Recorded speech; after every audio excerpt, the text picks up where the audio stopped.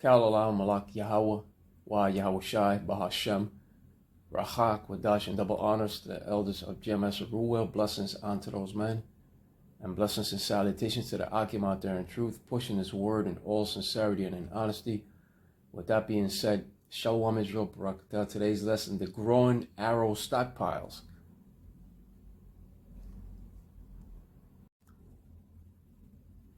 And here we have an RT.com article that says, missiles don't lie. What this region's rocket stockpiles say about the next war. How growing arsenals and proxy wars are pushing the Middle East closer to the brink, right, to the brink of that third world war of utter destruction. And right now, many nations are against the West. That's why Xi Jinping said here, Xi calls on SCO members to challenge Western dominance, as you can clearly see here to the right. And these opposing nations are also angry because they are being taken out of their comfort zone.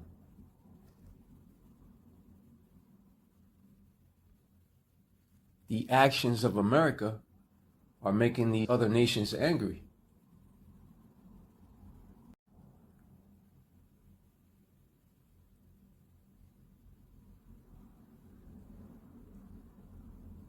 But the article goes on to further read, modern conflicts are increasingly hybrid, blending conventional warfare with cyber operations, economic pressure, and proxy battles.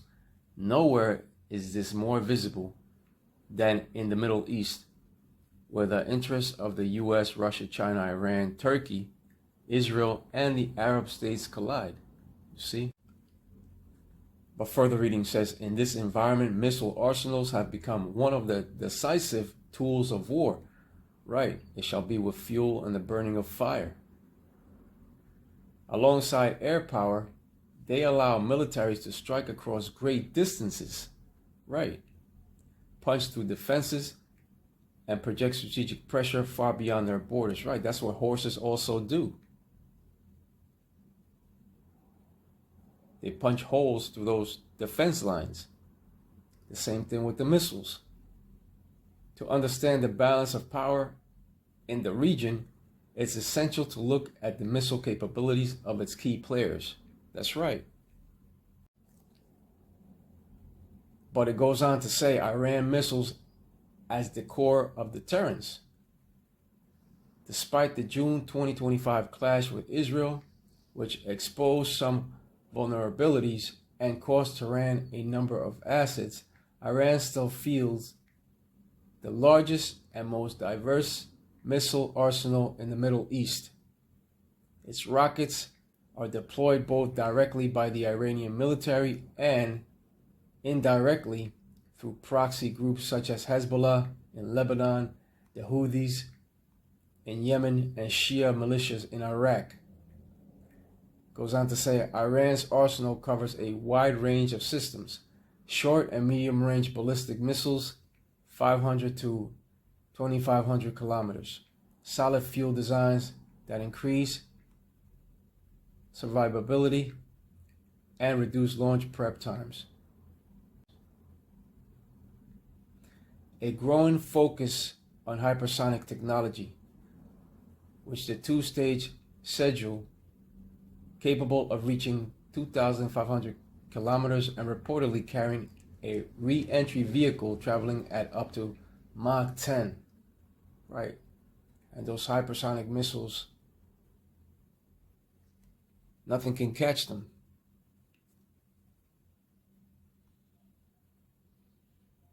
Further reading says the Fateh 110, a precision-guided missile with a range of 300 kilometers and a circular error or less than 10 meters, thanks to the satellite navigation. The liquid-fueled Karamsar, with a range over 2,000 kilometers, can carry multiple warheads to overwhelm missile defenses during a mass strike. That's right. It shall be with the burning and the fuel of fire. That's also a scripture. Now, when it comes to Iran, that is the Persian Empire, and they are known upon the scriptures as the Carmanians. Scriptural prophecy has said that the Carmanians shall come with great power, and they shall. That's prophecy. 2nd Esdras 15 and 30. Also the Carmanians raging in wrath shall go forth as the wild boars of the wood, and with great power shall they come, and join battle with them, and shall waste a portion of the land of the Assyrians. You see? The Carmanians represent the Iranian wild boars of Iran.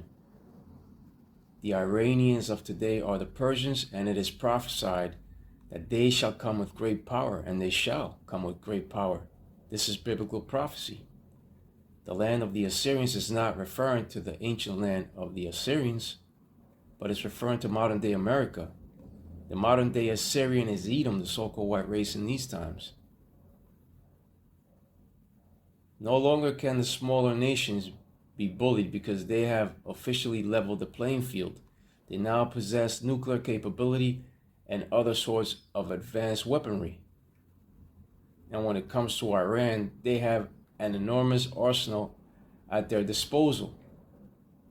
They have very sophisticated and accurate theater ballistic missiles with a range capacity of 1,200 miles. And they also possess tactical ballistic missiles, right, those TBMs.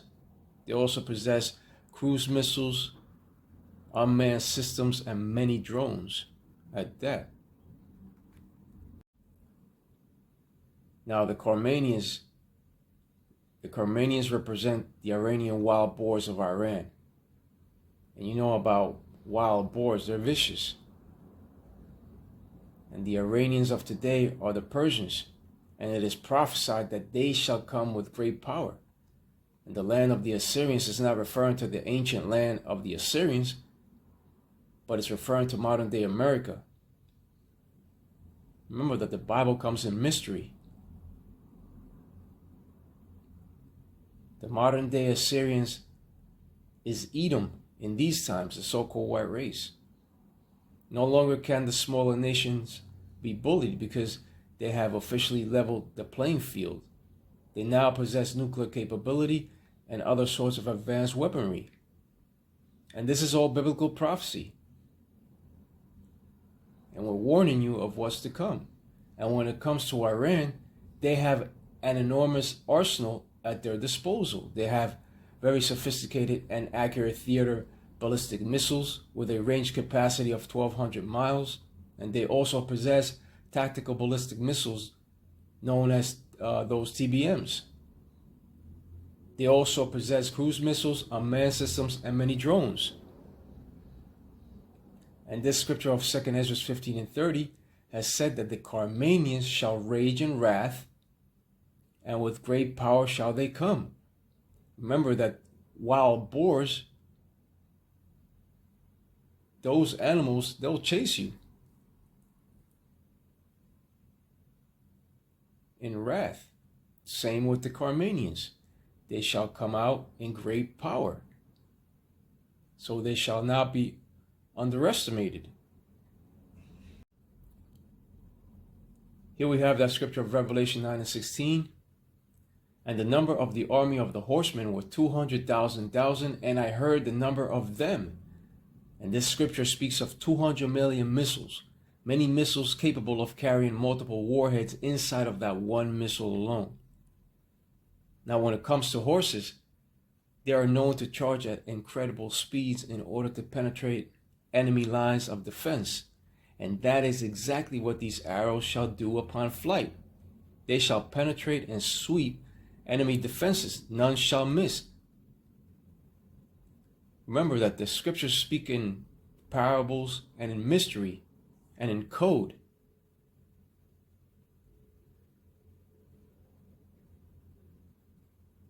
And that's why it mentions the army of the horsemen, because horses are known to penetrate any enemy defenses going at high speeds. And that's exactly what these missiles shall do. They shall travel at incredible speeds, especially the hypersonic missiles. and penetrate all their defenses. Look at what those missiles did in Israel. It penetrated the Iron Dome. You see?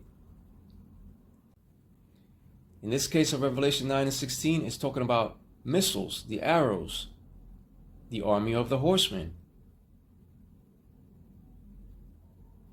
And this scripture speaks of 200 million missiles.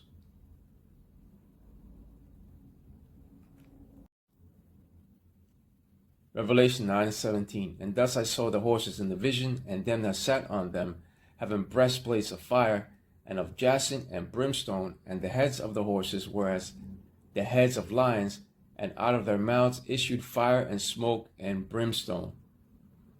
And real horses running in the pastures, they are not capable of shooting forth fire out of their mouths. This scripture is referring to the deadly effects of a nuclear detonation. Now imagine if certain words were put upon the scriptures, such as America, missiles, nuclear, all that stuff. The Bible would have been prohibited. It would have been outlawed by putting certain words in there. That's why it comes in a mystery. And that's why these religions cannot decipher it. But the heads of the horses, that speaks of those nuclear warheads of destruction. That's why the RT.com article went on to say the liquid-fueled Karamsar, with a range over 2,000 kilometers, can carry multiple warheads to overwhelm missile defenses during a mass strike. And that's exactly what these horses shall do upon charge, upon flight.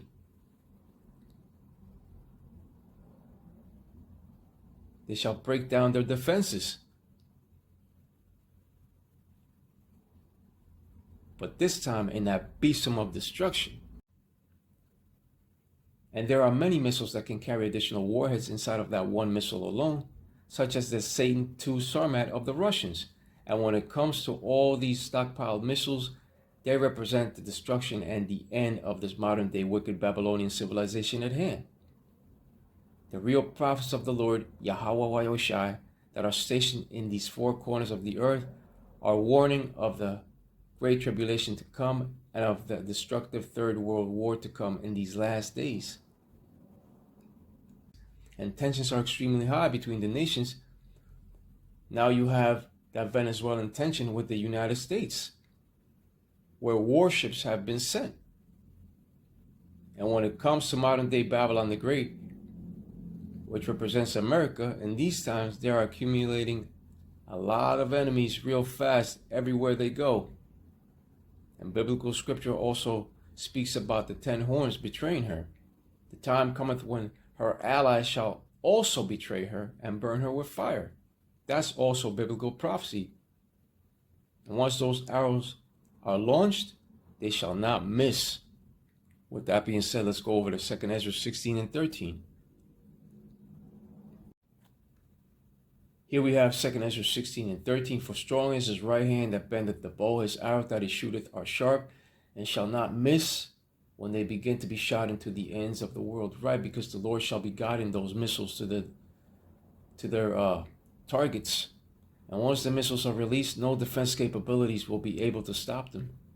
But before the missiles fly, the RF to the ID, CHIP, of Revelation 13 and 16 must first take place. The day cometh when these sharp arrows shall be shot into the ends of the world. They shall make their way unto modern day Babylon the Great, which is America. And when it comes to the swords of the Lord taking flight, none shall malfunction and none shall be brought down. Not even with their launch codes.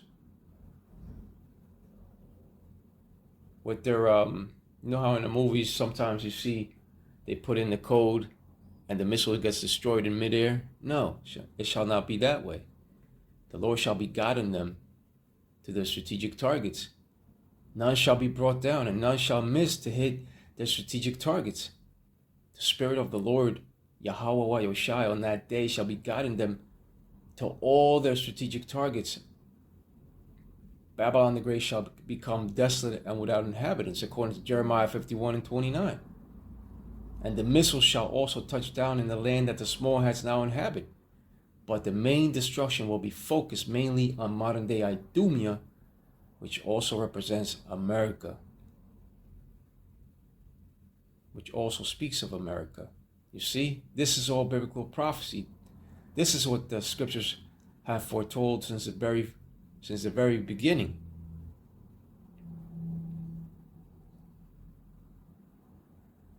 But that's why these Christians cannot understand them. The scriptures, it was not given unto them to understand. You see, this is a gift of the Lord.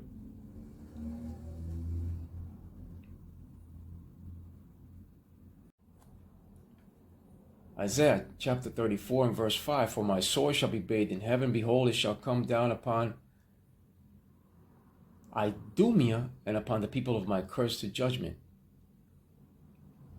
For my sword shall be bathed in heaven. That sword refers to the missiles that will come down upon modern day Idumea, which is America. Those missiles shall go up into space and come down into a certain portion of space and then come right back down upon their strategic targets. Idumea is a Greek way of saying Edom and represents modern day America. And upon the people of my curse to judgment, due to the way they look, right? Cain said that the curse of leprosy that the Most High put on him was too much to bear. Once those swords of utter destruction take flight, they shall not return backward. 2 Esdras 16 and 16, like as an arrow which is shot of a mighty archer returneth not backward, even so the plagues that shall be sent upon earth shall not return again. Right. When an archer lets loose an arrow, when he draws back on the bow and lets loose the arrow, it returns not backward. It hits the target. But when an archer lets loose an arrow, it returns not backward. The same thing will be with the destructive arrows that the Lord Yahweh Yahushua shall let loose upon that day. Many of the plagues that are being sent upon the earth, they are also not returning backward, and neither shall that last plague of the missiles return upon launch, because the missiles are the last plague. These arrows that shall be launched shall not miss, and they shall all hit their strategic targets with precise accuracy. An inevitable war of deadly technology and of utter destruction is coming, and we are blowing the trumpet in warning. Once those World War III missiles are shot forth, no defense capability will be able to bring them down in the time of the Lord's righteous anger. Babylon the Great shall be utterly left desolate and left without inhabitants once those stockpiles are used. You see? That's why they keep making them. Remember, 200 million missiles, that's a lot. So there has to be a stockpile of those missiles in order to be in that fulfillment of Revelation 9 and 16. It only makes sense. That's why they keep stockpiling. But that land that the small hats now inhabit shall also be cleansed via the arrows of mass destruction. The only difference is that the land that the small hats now inhabit shall rebuild. It shall rebuild. But Babylon the Great shall never rebuild. But with that being said, Ka'alah Malak Yahweh, Wa Yahushai, Bahashem, Rachak, Wadash, and double honors to the elders of Jemas Ruel, blessings unto those men, and blessings and salutations to the Akim out there in truth, pushing his word in all sincerity and in honesty. With that being said, Shalom Israel, Barakatah.